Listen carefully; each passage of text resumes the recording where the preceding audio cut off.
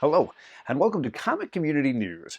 This is the show where I let you know what's going on in the comic book world, whether that's speculation in the comic book market and how your books are doing monetarily, or whether it's reviews so that you know which books to skip or which books you might want to check out at your LCS, or whether that's a look ahead at new books that'll be on the shelf next week so you don't miss anything that you're interested in. Well, it's all happening here on the news. Thank you for coming, and let's get to it. That's right. Our top story tonight, as always, is the comic book speculation market, or as we like to call it around here, Bruce Wayne's piggy bank. Because who else but the big man can actually afford his first appearance at this stage? This week I thought it'd be fun to look a little bit at the world of Gotham, in particular, the villains of Batman. Yeah, those great characters, not you, Kite Man. Those other great, not you, Condiment King. Those other really, Joker, come on, you're overdone. Those great villains in the Batman Rogues gallery that maybe you are a big fan of, maybe you're looking to pick up some of those key first appearances. I want to talk a little bit about how the market is going for these books because I think there's a lot of room to grow, but also some very dangerous landmines you want to watch out for. So my red light for you this week on Batman villains is really just modern villains. You might be a big fan of the Batman Who Laughs or Miracle Molly or Punchline or whoever they're introducing next week. I'm telling you, pump the brakes. I feel like the 9/8 for these books are stupid money and the prices are like an EKG monitor. They're going up, they're going down, and you just can't control it. And the odds of buying it at the right time really, really slim. So I'm giving a hard red light to those modern villains. Truth is, you wait long enough, these prices almost all just drop back down to basement levels. I mean, who's really talking about the Batman Who Laughs right now? Who's really specking on Punchline right now? It's really not the best buyer-seller market. But let's talk about some yellow lights. So for those that don't know the history of Batman, a lot of his characters first appear in the golden age of comics. But the challenge for us collectors is, number one, not a ton of those survived from the golden era. And most of the ones that did have had a lot of loving and therefore have much lower grades. So looking for that first appearance of a lot of your favorite villains is going to run you a lot of money for a book that might not be very presentable or even complete. Which is why a lot of collectors have turned to the Silver Age, meaning when those characters were reintroduced in their more common iterations.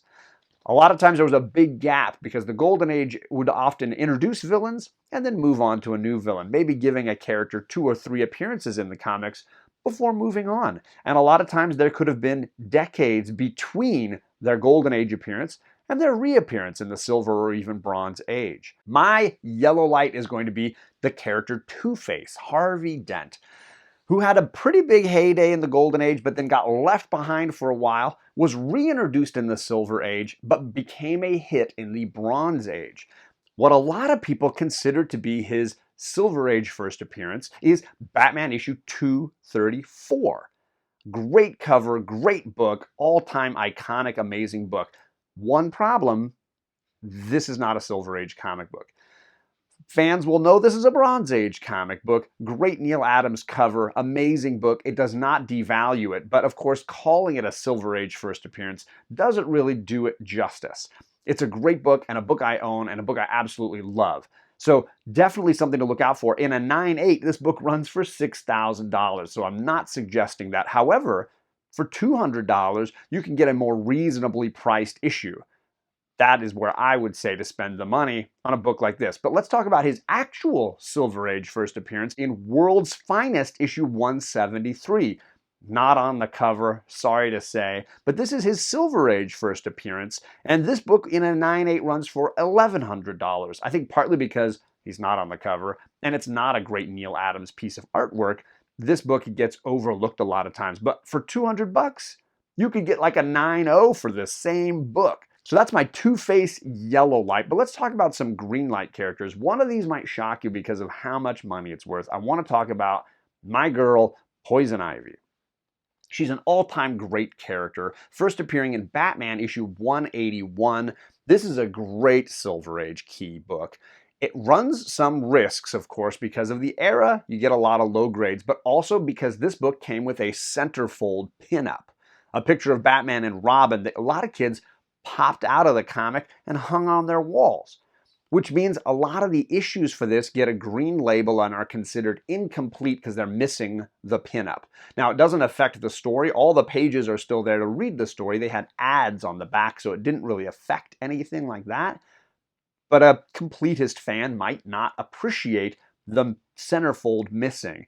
And an untrusting eBay seller might not notice or might be duplicitous in letting you know this is missing the centerfold. So definitely ask and definitely check when you're looking for this book.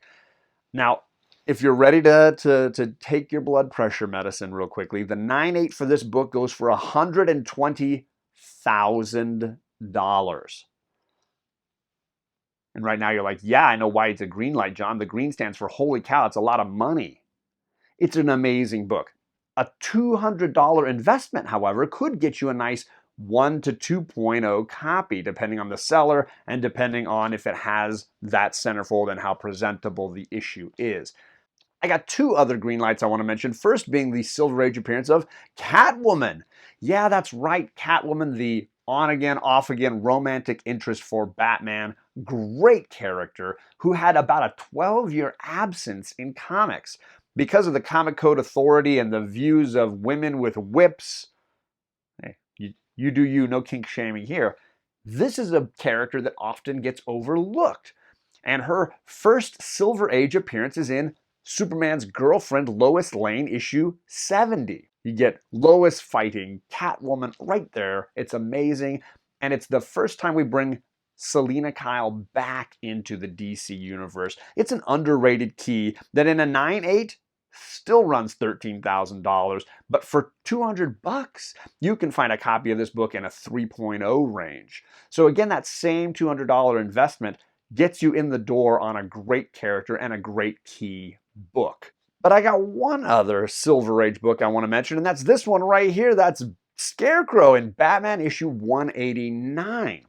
The first Silver Age Scarecrow is a great, great book with an amazing iconic cover that you can definitely get a nice copy in a $200 range that's in that 2.0, 2.5 range versus the 9.8, which runs you $25,000.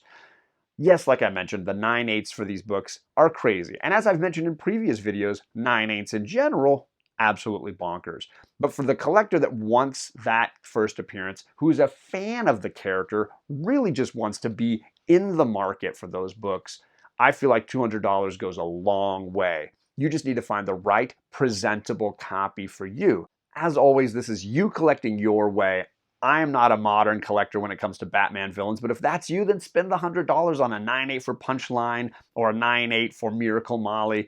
My opinion is these are books that last longer, and that same investment of $200 or what have you can go a lot further in a Silver Age key. And here's just a few of them. If you have some Batman villains you want us to talk about next time we do a Batman segment, I got a bunch of other characters that we could have spent time on, but I want to hear from you. Leave me a comment on your favorite Batman villains, and maybe they will be included next time. Now on to something else. John, back to you. Thank you, John. Yes, now on to some reviews, looking at those books on your shelves at your comic book shop that I think are worth the time. If you missed it last time, we talked about Vertigo and some classic reads of the early 2000s, but this time we're back to what's on the local comic book shelves. And first up from DC, I want to talk about Wonder Girl. This is the new Joelle Jones written and drawn comic book focusing on Yara Flor, the new Wonder Woman introduced in Future State. A really creative, cool new take on the Wonder Woman universe. And this issue #1 was a banger. Right out the gate, I really enjoyed this book. Of course, with somebody like Joelle Jones doing the creative work, you know you're going to get a masterpiece for the eyes, guaranteed. But she's also really coming into her own as a writer. This book was not poorly paced. It had just the right amount of action and gave just the right amount of backstory. It was not a hurried issue. Really, really measured. Time was taken and I think sets up a really exciting, dramatic battle between several different characters within the Wonder Woman universe. This was a great setup issue. I'm looking forward to issue 2, and I think this first arc is going to be something fun at DC. So definitely check out Wonder Girl issue number 1. On the indies side, I was very excited last week for the return of Philadelphia. This was issue number 13. I'm a big fan of this Rodney Barnes written Image comic book, mixing vampires, historical nonfiction, and a really powerful father-son storyline. To have this book come back was a big treat, and issue 13 jumped right in where we had left off. We've got vampires taking over the city of Philadelphia. We got a police officer and his son trying to solve the murder mysteries. A lot of great things being set up here. Abigail Adams on the cover of this Mac variant. Amazing. She's a wonderful villainess, and I think this could end up being another great story arc from this Image comic book. If you've never read it, grab that Image $9.99 first volume. I think you'll really enjoy it, especially if you like a little horror mixed in with your comic book. So that's my indie pick from Image Comics. That brings us over to our Marvel book, and I have to pick X-Men number 20. You know I'm a Hickman fan. You know I'm in on this X universe, but this cover, come on, this Mystique cover is one of the best covers they've done in his run, on top of which this story is all about her, the issues she's having with Xavier and Magneto, the mission that she goes on that seems like it was set up to fail. All of it really a powerful story. This was a great issue and possibly one of the best ones they've done since House of X and Powers of 10. So check it out if you missed it. Definitely worth the time, and I'm looking forward to more from Hickman. Those are my 3 reviews for you. Hopefully you got and enjoyed some of those books. Let's check out what's coming out next week. John? Thank you, John. Yes, there's some great books coming to your shops this next week, and I don't want you to miss it because June 9th looks to have some really fun key books. I will say it's a lighter week for me. I don't have a ton of things that I'm getting that June 9th, but I will say one of the books I thought was June 2nd apparently got pushed, so let's jump over to DC to get us started. That's Far Sector, issue 12. I mentioned how much I love this book. It sounds like it got bumped to June 9th, the final issue of the story arc, so that's going to be high on my list of favorites that I want to read from DC. Also from DC, we've got Future State Gotham issue 2.